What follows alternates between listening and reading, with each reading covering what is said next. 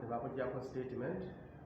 Ku statement gye yawaayo ye abyegaanye anti omwana oyo wadde amumanyi teyamukuba, tamutulugunyangako, tamukubangako, ate tina abadde aluddewo nga tamulaba mu kyaki ye, ati badde yeewuunya nti ate yamukubye atya.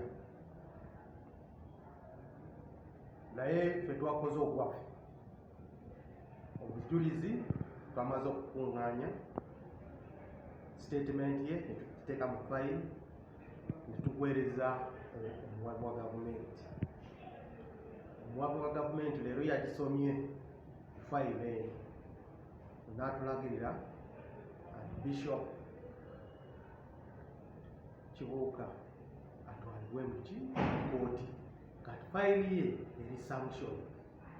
Police bond gye twamuwadde jjo twabisazizaamu Chiefs Council, kati leero Bishop Kibuuka